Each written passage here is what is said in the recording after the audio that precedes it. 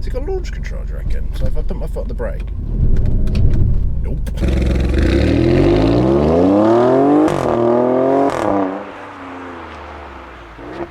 Good morning, ladies and gentlemen. Welcome along to the Supercars of London YouTube channel, where this morning I had a 5:45 AM alarm clock to arrive here in the peace and quiet and before the sun comes out, because at the moment in the UK we're experiencing a little bit of a post-summer heat wave, where under blue sky and sunshine this wrap looks a little bit too light for my liking. But I've just gone through my first weekend with my Alfa Romeo Stelvio Quadrifoglio, so I wanted to bring you my first impressions and honest review of what this car is like, seeing as if you missed the collection video, you would have found out I've never driven one of these before, and it's now my daily driver.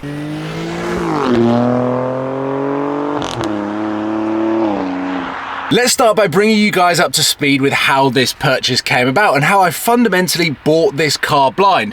It came up for sale around the same time that I took the phone call from 7 Days Performance to sell the Golf GTI. So I was already semi on the hunt for a new daily driver. And if you've been following the channel for a while, you'd see that I've had the itch for a BMW for quite some time.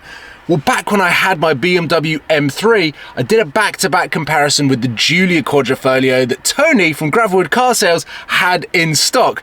That's the only time that I've driven a Quadrifoglio product. I've driven a Stelvio in a petrol and a diesel form, but never the Quadrifoglio. And when this car came up for sale, I kind of merged the two together, because I've always felt like a Giulia or Stelvio Quadrifoglio would be quite a cool daily. Perfect amount of performance for the roads that we have, but also an element of comfort and practicality, not to mention potentially some unreliability factors. But the one thing that I needed to be very careful of with this particular car was whether it had Apple CarPlay. And thankfully, this cable gives it to me, because I've already had a lot of you guys tell me, ignore the infotainment system, it is a load of rubbish. I've not used it once, but we will get into what I have found good and bad so far about this car. But the one thing that I can promise you that is absolutely fantastic, that this morning is the first time that I've properly enjoyed it, race mode, this engine, that exhaust is absolutely epic.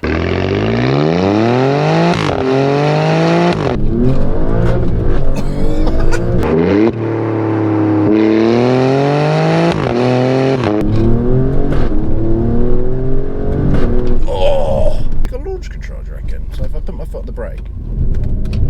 Nope. Now this is the one thing that I wanted to avoid waking up at 5:45, was a ranger in the bush and everyone being held up by a binman who is very kindly reversing all the way back, but to a T-junction, which looks rather dangerous for anyone that's going to come round the corner. So I'm going to sneak round and hope that we can escape and get onto some slightly better roads.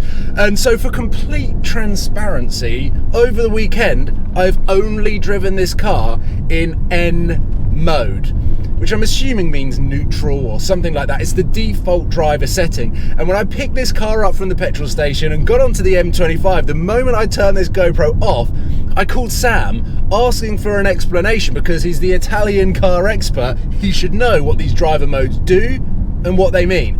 And whilst he could tell me what they mean, he couldn't necessarily tell me what they actually do to the car. And well, the diagrams that Alfa Romeo give you on the screen aren't that much more helpful either. So I'm still none the wiser.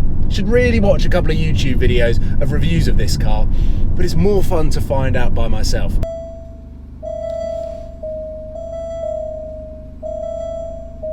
I'm back in the car, guys. I think this car's got more sounds for warnings as it does driving modes.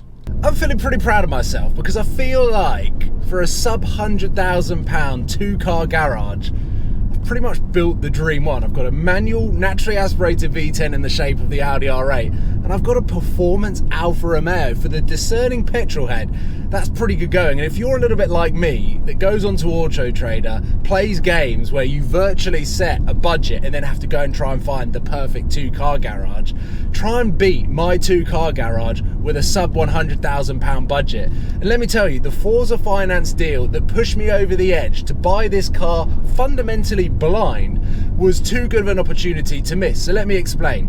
£3,000 deposit on the Alfa Romeo. This is a £45,000 car. I put the same deposit down on the Golf GTI, which was a £33,000 car, and the monthly payments on this were only £100 a month more. £500 for this, £400 for the Golf GTI, because the depreciation on an Alfa Romeo Stelvio Quadrifoglio that's used, not new, used, because at new the depreciation is terrifying, used is a lot slower, or expected to be a lot slower. Therefore, you can set the balloon a little bit higher. I'm also only paying 8.9% interest, which in today's market isn't too bad. So all in all, the Forza deal that came out, this was the only car that I ran through the Forza Finance calculator to just double check, because the price looked good, the miles looked good, the car looked great, and I knew that I wanted to get something a little bit different, a little bit quirky. The BMW idea was good, but to jump into this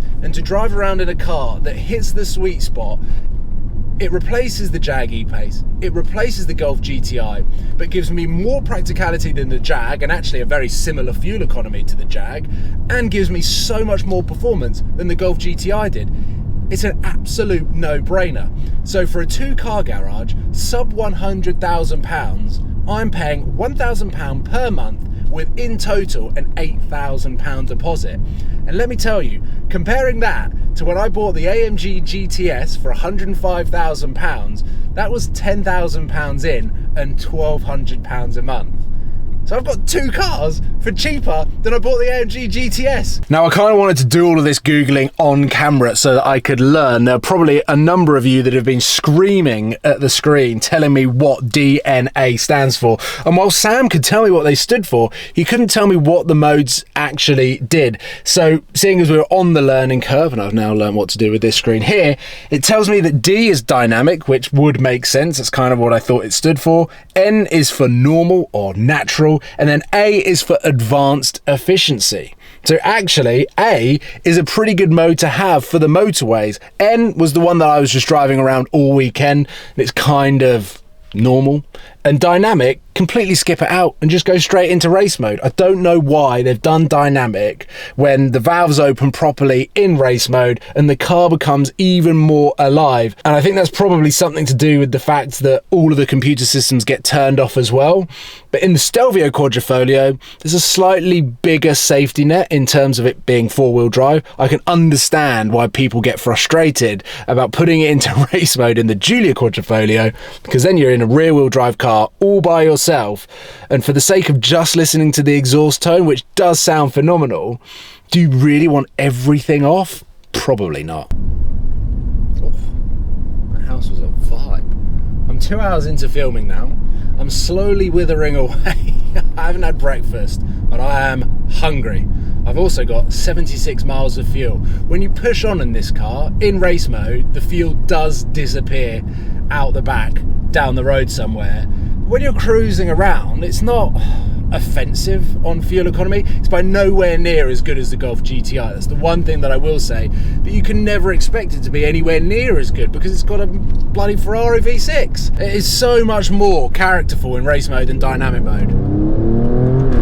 And louder as well, look. Put it into dynamic mode.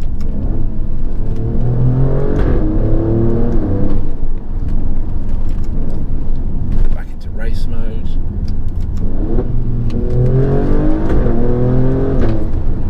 Race mode is properly cool.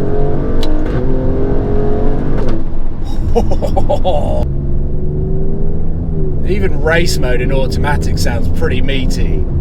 The one thing that I did read is one of my favourite sentences is in an Evo review. Stelvio Quadrifoglio, Jag F-Pace SVR, Macan GTS. Now, we know I've come close many a time to buying a Macan GTS, but never really never really got that itch to actually buy it with my own money. I love driving them, but I was actually a little bit underwhelmed when I drove the Macan GTS. I'm sure the new ones are a lot better. But then the F-Pace SVR, we all know how much I love that car. The interior, that engine, is an SUV muscle car. The Evo said that the Stelvio Quadrifoglio is the one that continued to connect with the driver and provide an all-encompassing driving experience that made the driver feel emotionally attached to the car. And I would have to agree, this is terrifyingly fast. You get incredible feel through the steering, the brakes are phenomenal, and it's so flat through the corners. And actually, one thing that I've not mentioned yet is the steering wheel and the amount of materials that are on the steering wheel. You've got leather, you've got a bit of plastic, you've got Alcantara at the top with the red stitching. It is such a nice steering wheel to hold. Even down here you've got carbon fibre. Through the centre you've got this almost like aluminium, metal-y kind of plastic thing. But wherever you hold the steering wheel, you're touching a different material, which kind of reminds you, oh yeah, you are holding something. These paddles are massive. The Alcantara at the top is great. The leather here on the side is perfect because it means you're not going to be wearing out the Alcantara. And then down here, if you want to relax, you're holding onto carbon fibre. So there are multiple elements that just make it nice. Like the touch and feel points of this car are really, really special. The one thing that can never be underestimated in a car, a roller for the volume. Now, the reason I say that is I currently have the new BMW M2 from BMW. It's got buttons that you have to press to go up and down in the volume, which is just so annoying when I've become used to turning the volume up and turning the volume down, just on the roller here. It is one of the greatest features that you can have to control the volume, and Alfa Romeo have done it. They have simplified the things that need simplifying, and they have made Italian the things that need to be made Italian. I'm so glad I woke up when I did, because the sun is still yet to burn off the fog, and in many angles this morning I've seen the true shade of satin olive green that I was really hoping to achieve with this wrap. Even under this light cloud, the sun is creeping through up there. It is a little bit light, but we've had it under trees, we've had it through the villages, and it does look really good. I still can't wait, and this is the first time I think I'm going to say this, for a really dark, gloomy, rainy day, and then I will be out in this all day taking photos because it will look insane. I really am starting to warm to the wrap, and I love this car. Over the weekend that I've had it, whilst the fuel economy is not as good as the Golf GTI, it's better than the Jag E-Pace. It's so much more engaging and more fun to drive, and I can't believe I've not made the jump into an Alfa Romeo Quadrifoglio product before. But the Forza Finance deal, as you would have heard, is so good that it is a no-brainer. And for this to join my two-car garage and to replace the Golf and to sit alongside the R8, whilst the two haven't been together for all that long, the R8 went up to Dub Customs to daily drive this car and to just jump in it and to have the luxury. Everything so far has exceeded my expectations. There were a few forums that I jumped on before I took delivery of the car just to learn about some of the pros and cons. I really like the tech. I really like the fact it's got a huge pan roof. The memory seats are a really nice touch. It goes back to the Jag when my wife had a seat setting really close to the steering wheel, and then I had my own one, and you could just press the button and it would go back. Simple things like that I've missed with the Golf GTI, which had the manual car seat settings. So there are some really nice touches, and I feel like it is a huge upgrade from the Golf GTI and the Jag E-Pace. So as I mentioned, pound for pound,